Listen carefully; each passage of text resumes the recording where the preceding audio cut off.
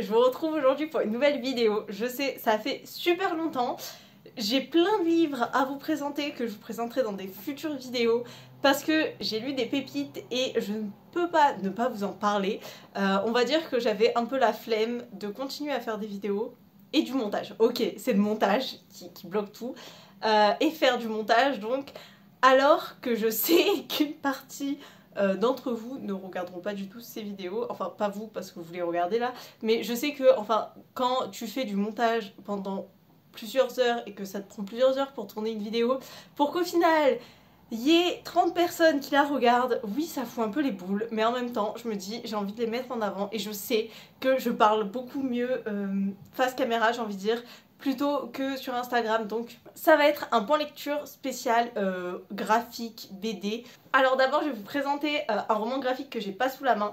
Je vous mets la photo ici, il s'agit du manifeste des 343. C'est par rapport au manifeste des 343 femmes qui déclarent avoir avorté, qui a été publié en 1961. Dedans en fait on va suivre l'histoire de la journaliste qui a décidé de faire ce manifeste et qui a décidé de le publier donc dans le Nouvel Observateur, journal dans lequel elle écrivait déjà.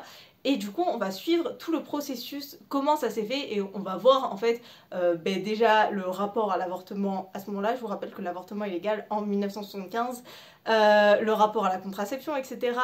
Des femmes qui se retrouvent à avorter illégalement. Bref, on va voir plein de choses et j'ai trouvé ça super touchant. En fait je l'ai lu en complément. En fait je devais faire un exposé sur l'avortement au début des années 1970. Et donc j'ai lu beaucoup de livres, etc. Historiques sur ce point. Et j'ai lu cette BD qui honnêtement était plus complète que... En fait, cette BD reprenait tous les points que j'ai trouvés dans les livres historiques. Donc les manuels en fait étaient au final moins complets, chacun pris à part, que cette BD qui vraiment reprenait tout, reprenait vraiment les hommes politiques, etc. qui était vraiment super intéressant. Ensuite on se met vraiment à la place des femmes à ce moment-là. Adorez ce livre, je vous le recommande énormément, surtout si vous êtes vraiment touché par tout ce qui est féministe, etc. Lisez-le. Sur le même thème, j'ai lu Des salopes et des anges, donc c'est pas du tout les mêmes dessins, parce qu'il faut le dire, pour la première BD, j'ai adoré les dessins. Là on va suivre des femmes donc qui partent avec le MLAC, de mouvement de liberté pour l'avortement et la contraception. Donc elles partent avec le MLAC, comme le MLAC a été créé en 73, donc vers 73-74, aux Pays-Bas je crois, ou en Angleterre, je sais plus, se faire avorter. Avec vraiment, on rentre dans l'histoire, on rentre dedans, pareil on pleure, c'est horrible, c'est triste, mais c'est réaliste, c'est totalement ce qui s'est passé. Bon, on va dire le point qui fait que le manifeste a vraiment été un gros coup de cœur et pas Des salopes et des anges, c'est que le manifeste a des dessins qui me parlent beaucoup plus. Ensuite, j'ai relu le tome 2 d'Heartstopper et j'ai décidé de continuer avec le tome 3. Donc si vous connaissez pas Heartstopper, donc d'Alice Oseman, publié chez Hachette, si vous connaissez pas, c'est l'histoire de Charlie et de Nick. Ils sont tous les deux, ils vont tous les deux être amis, etc. Une grande amitié va se développer entre eux. Et est-ce qu'il va avoir quelque chose de plus, etc. Parce que Charlie est homosexuel, mais Nick ne l'est pas du tout en fait. Et donc voilà. Bref, on est au tome 3. Je pense que vu comme vous voyez la couverture, vous vous doutez bien qu'il s'est passé quelque chose à la fin du tome 1. Voilà. Et franchement, j'ai adoré ce tome-ci. Petite dédicace au fait que ils sont à Paris pendant ce tome. Et c'est trop drôle parce qu'à un moment donné, ils vont à Shakespeare & Company, comme j'ai envie de dire tous les bons booktubeurs, bookstagrammeurs, etc. Bref, j'ai trouvé ça trop drôle parce que la première fois que je suis allée à Paris, j'ai dit à mon copain, il faut absolument qu'on passe à Shakespeare & Company. C'est toujours frais, doux, c'est vraiment super cool à lire et en même temps, c'est un livre que je mettrai dans la main. Dans les mains de tous ceux, à la fois, bon, bien sûr, des personnes qui sont déjà touchées par l'histoire de la communauté LGBTQ+, etc., mais aussi des personnes qui sont homophobes, etc. Parce qu'en fait, je me dis, tu peux pas être homophobe quand tu lis l'histoire de Nick et Charlie. Tu peux pas dire, ah ouais, non, c'est pas bien, machin, machin, genre, c'est pas possible que tu comprennes pas, donc je me dis, peut-être que ça les aiderait. Bientôt, je vais pouvoir lire le 4. Je suis trop contente, il était trop bien. Bref, si vous avez toujours pas lu Heartstopper, je vous le recommande. On reste dans le même thème avec Coming In de Elodie Fonte et Carole Morel, donc publié par Payot Graphique, et en fait c'est en collaboration avec Arte, parce qu'il y a un podcast sur Arte qui est par rapport à cette planche, en fait, je sais pas comment dire. Voilà. Alors, déjà, je tiens à vous montrer quelques planches. parce que j'ai adoré ce style de dessin. C'est vraiment coloré comme ça et tout, j'ai beaucoup aimé. En fait, dedans, on va suivre l'histoire d'une fille qui, en fait, toutes ses copines lui disent mais t'es lesbienne, t'es lesbienne, t'es lesbienne. Et elle fait mais non, je suis pas lesbienne, genre laissez-moi tranquille, j'aime les garçons. Alors, en fait, ça va être son histoire d'elle qui, au final, est-ce qu'elle est lesbienne, est-ce qu'elle aime les garçons, est-ce qu'elle serait pas bi, etc. Et en fait, c'est pas une histoire de coming out. C'est pour ça que vous avez compris, coming in, pour en fait, au final, s'accepter soi-même, qu'est-ce qu'on est. Et franchement, il était trop bien et je le recommande de fou. On rentre dans le côté historique là, avec notamment Vietnamérica, j'avais du mal à lire. Donc GB Tran, le parcours d'une famille, donc publié chez Steinkiss. Donc vous vous doutez que vu le nom, en fait c'est l'histoire de GB Tran, qui est né aux États-Unis, etc. Mais ses parents ont quitté le Vietnam en 1975. On va avoir en fait cette histoire, on va avoir à la fois le passé et le présent.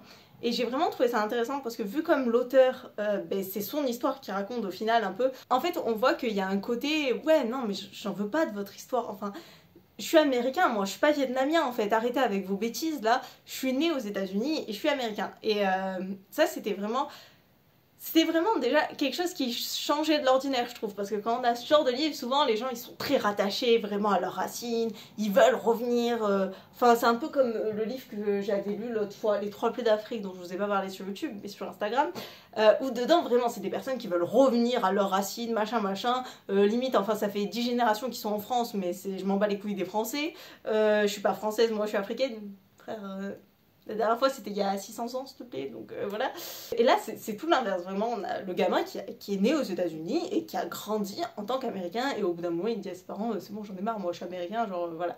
Et en même temps, on a donc des flashbacks en fait dans le passé où il va apprendre l'histoire de sa famille, de ses parents, de ses grands frères et sœurs qui eux donc ont dû fuir le Vietnam, donc on va voir toute l'histoire du Vietnam en guerre, etc., le passé de son père, etc. Et en même temps, on voit que ces deux parents, ils n'ont pas du tout le même rapport au Vietnam. Sa mère, elle va être un peu nostalgique, elle va vouloir revoir sa famille parce qu'elle a encore de la famille là-bas et tout. Et son père, il est très fermé sur le sujet, il veut pas en parler. Donc voilà, bref, j'ai beaucoup aimé. C'est pas mon préféré parce que, notamment, en fait, je trouve les planches assez dures à lire. Souvent, c'est très sombre, etc. En même temps, ça rentre avec la période. Et c'est écrit assez petit, je trouve. Donc voilà. Et en plus, en fait, vu comme on change d'énormément, en fait, on a énormément de temps différents, en fait. Et on a une famille tellement grande où, en fait, vu comme on ne nous dit pas le temps, enfin, à quel moment dans le passé on est et avec qui on est exactement, parce que désolé, mais ils ont pratiquement tous les mêmes prénoms. On s'en va sur une note beaucoup plus positive avec Traqué, donc la cavale d'Angela Davis de Grollo et Pitts, publié chez Glénat. Ça, c'est un gros coup de cœur. Voilà, je tiens à vous le dire. Si vous connaissez pas, Angela Davis, c'est une étudiante, enfin une étudiante. Enfin, au bout d'un moment, c'est plus une étudiante, hein, elle est professeure, etc. Noire, afro-américaine, donc qui va décider de lutter pour la cause des Noirs. Voilà. Notamment, vous avez sûrement dû voir avec sa grosse coupe afro, elle avait un écart entre les dents, elle avait les dents du bonheur. Donc voilà, souvent on la reconnaissait comme ça. Du coup, on va avoir deux temporalité encore, la temporalité en fait de l'histoire d'Angela Davis, de quand elle est toute petite, donc quand elle se fait attaquer, son petit village se fait, enfin son village, n'importe quoi, son quartier plutôt, se fait attaquer par le Ku Klux Klan, parce que sinon c'est pas drôle, voilà. Après on va avoir elle quand elle va aller à l'université, elle quand elle va devenir professeure des universités, faut le noter quand même, notamment c'est UCLA en Californie, donc vraiment une grosse université. Pour l'époque, je vous rappelle que c'est une femme et en plus elle est noire. Et après, il y a tout son côté, la cavale, en fait, à partir des années 70. Vu comme ça, en fait, en 1970, quoi, sa cavale. Et donc, en fait, on va suivre la cavale avant de savoir pourquoi est-ce qu'elle est en cavale. Mais on se doute bien qu'elle est en cavale parce qu'elle est noire, elle est communiste en plus, et elle défend la cause des noirs. Voilà, et en fait on se dit jusqu'où ça va aller. Moi personnellement je savais pas pourquoi elle était en cavale, je pensais pas du tout que c'était ça. Je sais pas pourquoi je croyais qu'il y avait une histoire avec la CIA. C'était pas ça. En tout cas il est vraiment génial, les planches sont génialissimes, vraiment le dessin, voilà c'est vraiment bien. Et pareil, encore une fois, on est plongé dans la lutte pour les droits civiques, pour l'égalité aux États-Unis et vraiment c'est génial et c'est très touchant parce que forcément, ben, voilà, dès le début, hein, en fait, elle est toute petite, elle se fait attaquer par le Ku Klux Klan, donc forcément t'as de la peine, et vous vous doutez bien que dans ces personnes noires qui se font attaquer, qui se font agresser, etc., il y a notamment des enfants, donc voilà, forcément, c'est pas très joyeux tout le temps, mais c'est vraiment un livre que je vous recommande de fou, c'est un gros coup de cœur, donc lisez-le. On arrive à l'avant-dernier livre. Donc là, il s'agit de Culotter, des femmes qui ne font que ce qu'elles veulent. C'est le tome 1, donc de Pénélope Bageot, publié chez Gallimard, bande dessinée. En fait, il s'agit de, je ne sais plus, une dizaine à peu près, d'histoires de femmes qui ont fait une chose historique grandement, ou qui ont fait vraiment... qui sortent de l'ordinaire, on va dire. Que j'aime, c'est les dessins, en fait. C'est des histoires assez courtes à chaque fois, hein, je tiens à le dire. Genre par exemple il y a des dessins, voilà, les planches à chaque fois se présentent comme ça avec la présentation de la dame et voilà, et après tu suis comme ça sur plusieurs pages ce qu'elle a fait et après tu as des images comme ça, la dernière page où c'est une grande image qui représente au final son histoire. Il y a de la femme qui lutte pour les droits des femmes, il y a des femmes qui luttent pour les droits civiques des noirs, il y a des femmes qui ont fait des avancées historiques, il y a la femme à barbe. Voilà, si vous connaissez. Il y a la première femme reconnue comme transsexuelle. Il y a la femme qui a joué dans Le Magicien d'Oz, la sorcière de l'Ouest.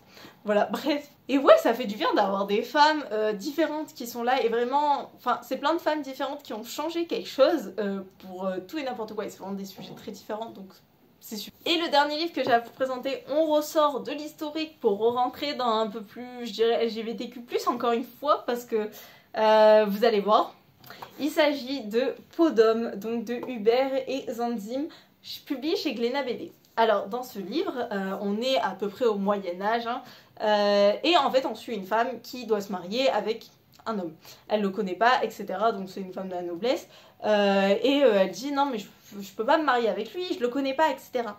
Et sa tante en fait lui passe une peau d'homme et elle va donc se déguiser en homme, enfin c'est plus que se déguiser parce que pour vous donner un exemple, il y a un moment donné où elle a carrément les attributs sexuels d'un homme, on va dire, qui fonctionnent et tout. Elle va aller donc dans cette peau d'homme pour rencontrer son futur mari et pour essayer d'apprendre plus sur lui. Et sauf que son futur mari, il préfère les hommes que les femmes, ce qui va être problématique pour elle. Je vous le recommande beaucoup, encore une fois, les dessins que j'ai trouvés. J'essaie de vous montrer un peu les dessins. Je trouve que les planches sont assez jolies et franchement ça se lit super vite, encore une fois. Et franchement il était vraiment bien et ça peut poser des questions, voilà. J'ai beaucoup aimé, je ne veux pas trop vous en dire parce que je suis partie en finale en sachant pas beaucoup, mais j'ai vraiment beaucoup aimé. Bref voilà, ce point lecture spécial roman graphique, bande dessinée est terminé. J'espère que tous les livres que je vous ai présentés vous donnent envie, peut-être que vous en avez lu certains, donc n'hésitez pas à me dire vous qu'est-ce que vous en avez pensé, et si vous avez des livres un peu sur le même thème à me recommander, n'hésitez pas, mettez vos noms, etc. Pour que j'aille les lire si je les trouve à la BU ou à la médiathèque, etc. J'espère que cette vidéo vous a plu et je vous dis à la prochaine, ciao!